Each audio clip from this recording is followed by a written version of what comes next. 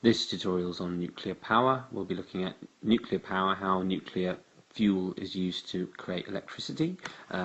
We'll be comparing two sources of nuclear power, so fission versus nuclear fusion, and we'll be looking at how nuclear power plant workers keep themselves safe and keep us safe.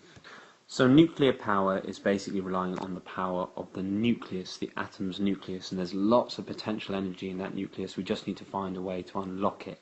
So how we do this is quite similar to how we generate electricity in general, except for rather than burning coal or burning oil, we have a nuclear reactor.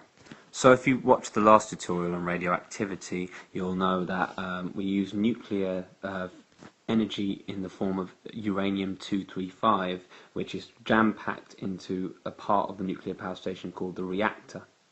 Now, I'm not going to explain the chain reaction again. You can watch the other tutorial for that. All I will say is the chain reaction that is involved in nuclear power basically releases a lot of heat.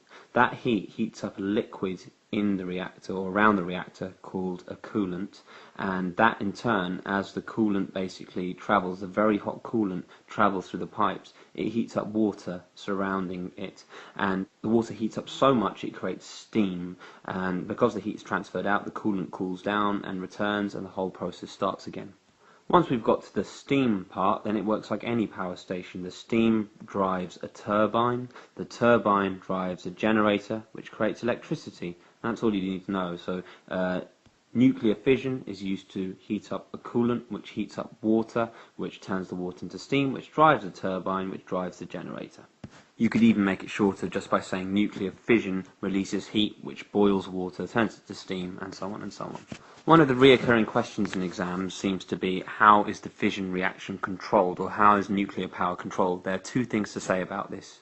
If you remember, it all starts with a nucleus of a uranium-235 atom, and it requires a particle called a neutron to collide into this atom, the nucleus. The nucleus absorbs that neutron, it becomes unstable, and that causes it to split into two smaller nuclei and three more neutrons, or 2 to 3 more neutrons.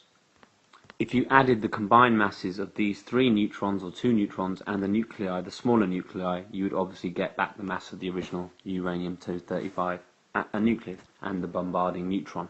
Now here's the thing, you see, that neutron will only be absorbed by the nucleus if it is moving slowly enough. If it moves too rapidly, it doesn't get absorbed. How we slow it down is by using what we call a moderator. That moderates the speed, it controls the speed, and it's quite simple. The moderator we use is water.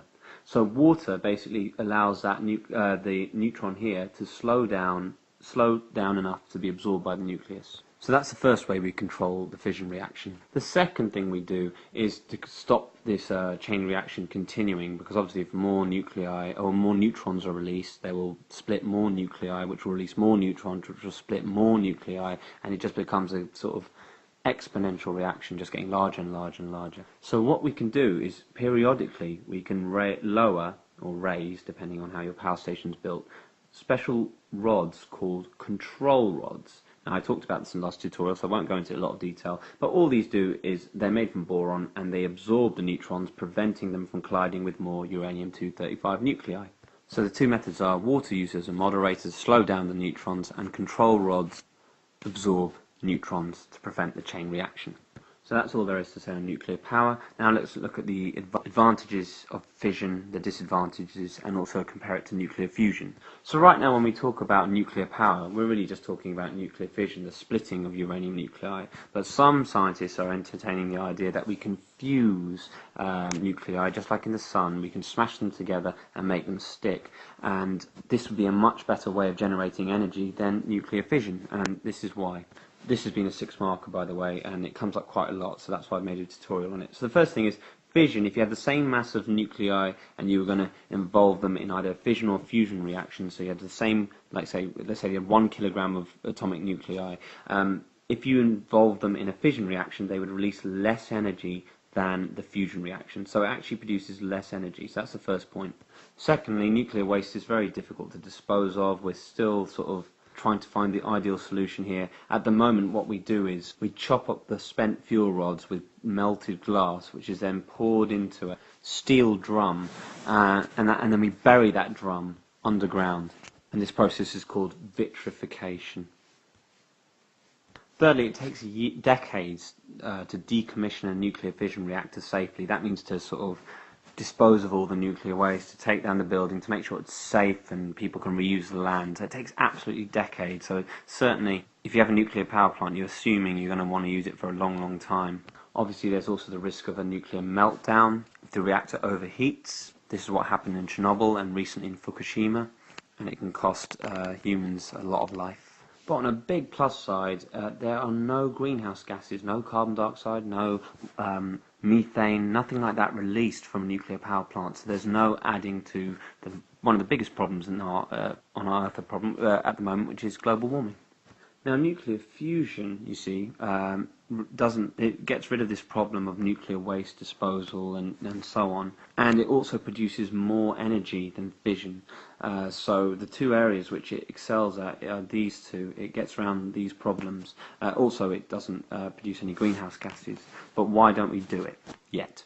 Basically, if you remember, the nucleus of an atom is positively charged because of all the protons, and the neutrons have no charge, so the overall charge is positive. If you put two positively charged neutrons nuclei next to each other, they'll of course repel each other because alike charges repel. So the whole point of nuclear fusion is to try and get these two alike charged nuclei to actually stick together.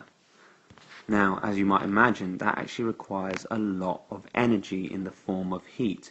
We need to heat these nuclei up so much that they are moving so fast that they can overcome this repulsion force. So we have to basically use a lot of energy to raise the temperature so they can actually collide successfully and fuse successfully. Only then will we get the energy released from fusion that we want. So the first one is very high temperatures are needed to start the fusion reaction. So secondly, let's assume we've got our fusion reaction starting. We've created like the equivalent of a little sun. We also need incredibly powerful magnetic fields to actually contain the reaction, to stop it getting larger and causing all sorts of damage, which I guess is what the Spider-Man 2 plot was about, if you've seen it. So a powerful magnetic field needed to contain the reaction.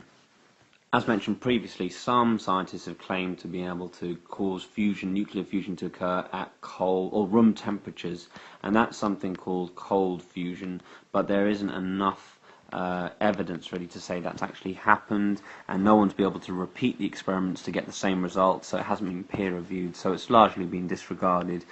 You can even see footage on YouTube of people who've claimed they can carry out cold fusion, but to be honest, I wouldn't take it too seriously yet. Something for the future though, maybe in your lifetime.